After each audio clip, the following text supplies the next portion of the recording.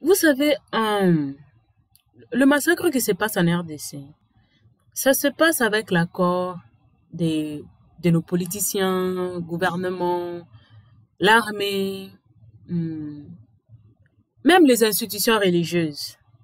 Même si vous voulez pas croire, mais c'est la vérité. Personne n'est là pour vous.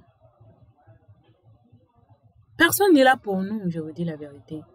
Ces gens, ce sont des agents qui ont été placés là pour vous assurer que vous puissiez rester dans un state of mind où vous n'avez rien, où on n'a rien, où on n'évolue pas. Pendant très longtemps, j'ai vraiment pensé que non, on n'est pas intelligent, on ne fait pas assez. Non, c'est pas ça. Allez voir seulement les Africains ou les Congolais en général qui, quand ils quittent le pays, étudient vraiment, ils sont en sérieux, ils prennent leurs études au sérieux. Ils sont toujours les premiers. Ils sont toujours à la tête. Je ne parle pas de ceux-là qui viennent déjà de belles vies où ils s'en foutent au fait de leur avenir, ils s'en foutent de tout. Je ne parle pas des gens là qui ne font rien, qui n'étudient pas. Mais quand vous prenez un Congolais qui travaille fort, qui se donne à fond à l'étranger, il finit toujours par briller là où il est. Et il brille toujours là où il est. Ce qui veut dire que ce n'est pas parce qu'on n'est pas brillant. C'est parce qu'il y a des gens qui s'assurent qu'on puisse toujours rester dans un état inférieur. À chaque fois, par exemple, si je dois parler, par exemple, du gouvernement, les gens qui sont dans le gouvernement, ils ne sont pas là pour nous et ce ne sont même pas des gens que nous votons. Même si on nous donne cette illusion que allez voter, mais en réalité, ce sont des gens qui se sont déjà sélectionnés, ils savent que non, celui-ci sera député ici, celui-ci sera député là-bas, celui-ci sera ministre ici, gouverneur ici. Au fait, ce sont des nominations, mais ils viennent avec cette illusion que oh non, allons voter. Non, vos votes, même si vous partez voter, ça ne va rien faire. Vous pouvez toujours tenter, hein, si vous pensez vraiment que ça, si vous vraiment vous pensez que vos votes comptent, vous pouvez toujours essayer, mais ce sont des gens qui sont nominés. Et les présidents africains, ils ne sont pas élus. Ce sont des gens qui ont été sélectionnés. C'est pourquoi la plupart des pays africains, ce sont des pays qui sont... Il y a beaucoup de régimes dictatoriaux. Pourquoi? Parce que à chaque fois qu'il y a changement de régime, il y a toujours risque qu'il puisse y avoir une personne qui puisse se rébeller. Donc du coup, même s'ils disent que oh non, ce dictateur ici, regardez ce dictateur ici, il est mauvais depuis qu'il est au pouvoir. Non, ce n'est pas qu'il est mauvais, ok, qu'il est au pouvoir. C'est parce que c'est toujours bien d'avoir une personne que tu peux constamment contrôler que de vouloir, que de changer à tout moment. Parce que quand vous changez, vous allez voir que les pays qui ont souvent l'habitude de changer, ils ont au moins plus de chances d'avoir un peu un développement plus élevé que dans des pays où il y a un dictateur. C'est toujours, les choses ne changent jamais. Soit ça change jamais, soit les choses régressent. Et en ce qui concerne, j'ai parlé du gouvernement, en ce qui concerne l'armée, au fait, l'armée, elle n'est pas là pour nous, elle n'est pas là pour protéger au fait la souveraineté du Congo. C'est pour ça que vous allez voir, il y a toujours les massacres qui se passent là à l'est. Si vraiment ils étaient là pour protéger, on enverrait l'armée, ils s'en débarrasseraient. Donc la raison pour laquelle même le gouvernement n'envoie même pas l'armée, c'est parce qu'ils savent que l'armée n'est pas là pour nous, l'armée est contre toute la population. C'est pour ça que vous allez voir, à chaque fois qu'il y a des marches, à chaque fois que les gens veulent s'élever, à chaque fois que les gens veulent s'élever, au fait, vous allez voir, on doit tuer même 10 personnes pour instaurer la peur et faire en sorte que les gens ne puissent plus marcher. Donc, tout le monde vit dans la peur. Tout le monde, personne, comme par exemple, moi, si je suis parent, je peux pas permettre que ma fille ou mon fils puisse aller marcher. Mais il y aura un temps où les gens n'auront plus rien à perdre. Il y aura un temps. Vous savez, le truc, c'est que quand tu voles tout à une personne, quand tu voles tout à une personne, et que la personne n'a plus rien à perdre, même sa vie n'a plus de valeur, parce que je n'ai rien à perdre, tue-moi. Tu as déjà tout, tue maintenant ma vie. Vous voyez un peu. Je crois que c'est à ce point que le Congo va arriver où on va vraiment faire tomber les gouvernements. Moi, je suis en train de vous dire que ça va arriver. Les gouvernements africains vont tomber one by one. Gardez ça avec vous dans vos têtes.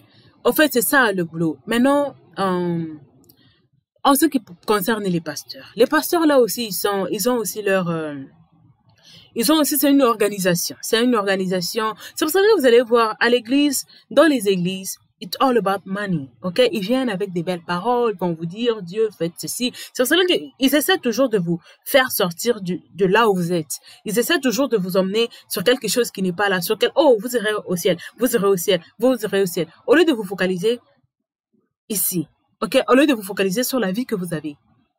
Ok? Parce que ça ne sert à rien. Si les choses vont de pire en pire, ça ne sert à rien d'avoir des enfants ou d'emmener des enfants à l'existence pour qu'ils puissent vivre le pire. Pourquoi? Vous voyez un peu. Ça n'a pas de sens. Ils essaient de vous faire sortir d'ici et aller là-bas. Ah, vous voyez, là-bas, là-bas. Le problème, c'est ici, non. Hein, ne regardez même pas ici. Là-bas, là-bas, là-bas. Le problème, c'est toujours ailleurs. Ok? Le problème, ce n'est pas s'assurer qu'on peut vivre aussi dans un environnement qui facilite un endroit où il y a Dieu. Ok? S'il y a la guerre, il n'y a pas Dieu. S'il y a des massacres, il n'y a pas Dieu. On n'a même pas le temps de prier. Imaginez-vous. On n'a même plus le temps de prier. Tout le monde doit fuir. Vous voyez un peu. C'est à ce point-là que la plupart, moi je dirais que sur 100%, je dirais que même 90% d'entre eux, ce sont des faux prophètes. 90% d'entre eux. Et quand je parle de faux prophètes, je ne dis pas que non, ils ont été envoyés par le diable. J'ai dit juste que ils ne sont pas honnêtes avec leurs enseignements. Et ça, ce sera pour plus tard. Je vous dirai pourquoi est-ce qu'ils ne sont pas honnêtes avec leurs enseignements. Chacun est là d'après son propre intérêt. Aujourd'hui, de nos jours, l'église, c'est l'argent. Ils vont venir, vont vous prêcher, vous aurez ceci, vous aurez cela. Mais comment est-ce que je vais voir ceci ou cela si c'est l'étranger qui vient voler mon ceci et mon cela? Vous voulez que je puisse avoir une voiture? Mais comment est-ce que je peux prier? Je peux prier, dire, donne-moi une voiture. Si la raison pour laquelle je n'ai pas de voiture aujourd'hui, c'est qu'il y a un étranger qui massacre, qui crée le désordre. Du coup, je ne peux même pas travailler à avoir cette voiture-là. Comment est-ce que tu peux me dire que j'aurai un bon mariage si mon mari a été tué? Vous voyez un peu, dans un proteste où, je ne sais pas moi, à l'est de la RDC. Peut-être que le mari de quelqu'un a déjà été tué à l'est de la RDC. Mais vu que on te dit, tu es là, tu as, je ne sais pas moi, 35 ans, tu ne fais que prier, mon Dieu, mon mari, alors que ton mari est déjà mort. Vous voyez un peu que ça n'a pas de sens. Oui, c'est vrai, la prospérité. Vous voulez la belle vie. Donc, on nous prêche la belle vie. Vous aurez ceci, vous aurez cela, un mariage heureux, un mariage ceci, un bon boulot, un ceci, un cela, vos enfants vont voyager. C'est toujours des trucs futiles. Toujours des trucs futiles. Donc, eux, là aussi, ce sont des co-conspirateurs. Parce qu'ils sont là pour leur intérêt. Ils sont là pour vous détruire. Vous savez, ok, je vais vous donner juste un truc simple, ok, un truc simple que vous devez garder pour vous. Vous savez, à l'époque, dans les temps anciens, ok, dans les temps anciens, qu'est-ce qui s'est passé? C'est qu'il y avait les scribes. Il y avait des gens, c'est pas tout le monde. Écrire, c'était un luxe. Lire, c'était un luxe. Donc, il y avait des gens qui étaient bien là, préparés. Ils partaient à l'école spécifique juste pour apprendre à lire et à écrire. C'était un luxe. Aujourd'hui, tout le monde peut lire. Tout le monde peut écrire. Donc, aujourd'hui, si vous me voyez, je suis scribe. Vous voyez un peu, je suis scribe. Et je peux lire. Donc, ça veut dire que, à l'époque aussi, il y avait des gens spécifiques qu'on appelait les lévis, qu'on appelait les pasteurs, au fait, de l'époque. C'était des gens qu'on avait bien choisis, qui savaient lire, qui savaient écrire, et qui prenaient le livre de la loi et allaient maintenant lire et enseigner aux gens ce que les gens doivent faire. Vous voyez un peu. Et c'est comme ça que ça s'est passé avant. Maintenant, tout le monde a accès. Tout le monde a accès à la Bible. Pourquoi tu as toujours besoin d'aller à l'église pour apprendre ce que tu peux toi-même ouvrir? Aujourd'hui, à chaque fois que je vais marcher, parce que tous les jours, j'ai fait le sport. À chaque fois que je vais marcher, je vais faire mon sport, je vais faire mon jogging. Je mets mes écouteurs. Chaque jour, c'est chaque jour que j'écoute la parole de Dieu.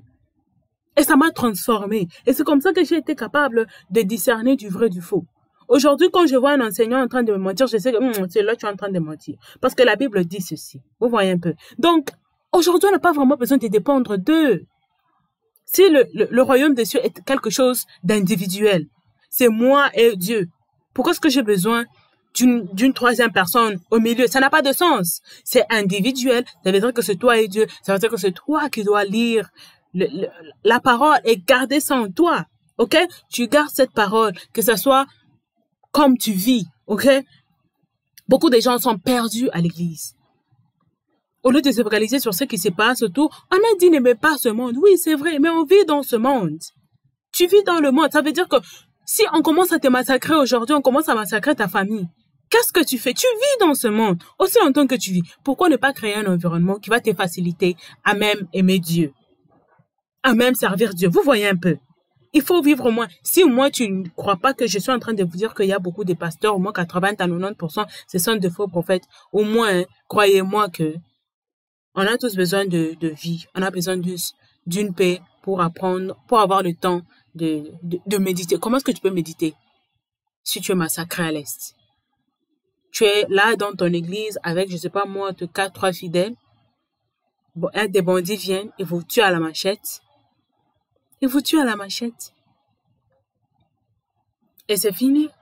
Donc, ça veut dire qu'on doit aussi créer un environnement qui va nous permettre, pensons au moins dans ce sens-là, parce que je sais que beaucoup d'entre vous n'aiment pas utiliser leur cerveau.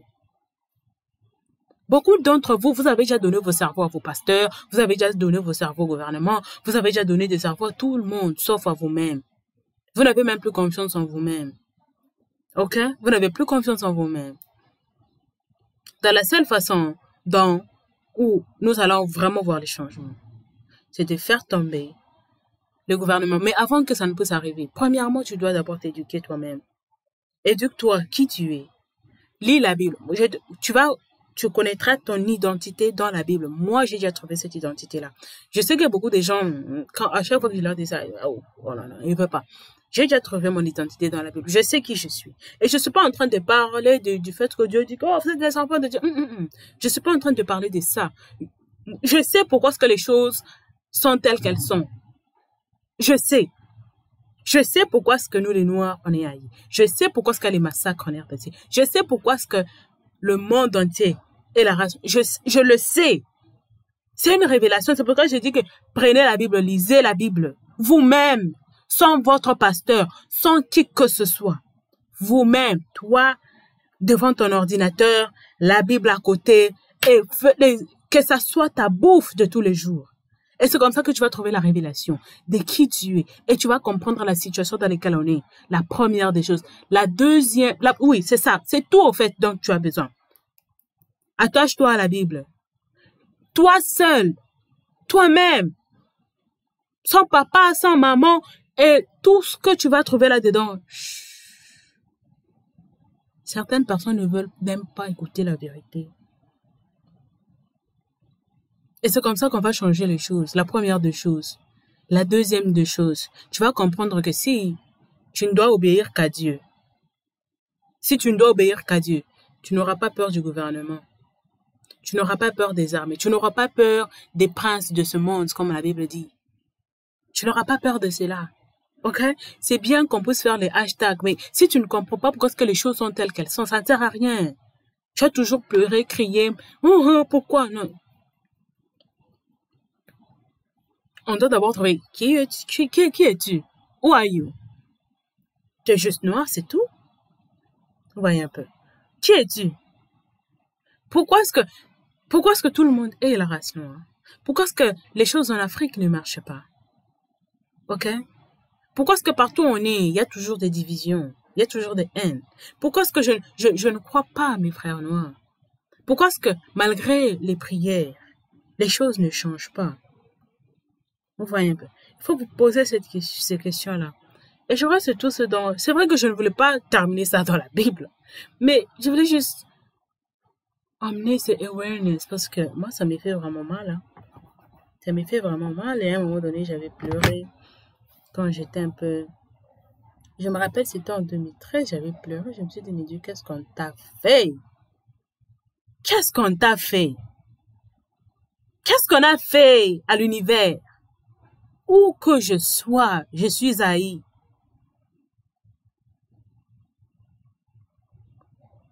Le seul endroit où tu vas trouver la vérité.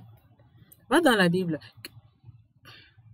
Et même si tu es musulman, ok, parce que beaucoup de gens, ils sont bien découragés, ils ne veulent pas, moi, les chrétiens, oh, moi, non, non, non. Vous savez, un livre, ok, il est fait pour être lu et compris. J'avais lu, j'ai eu à lire le Coran.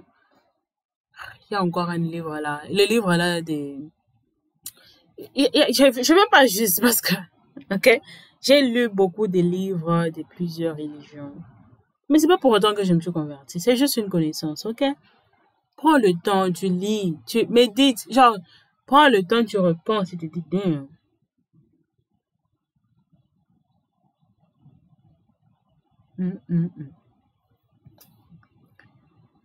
À la prochaine.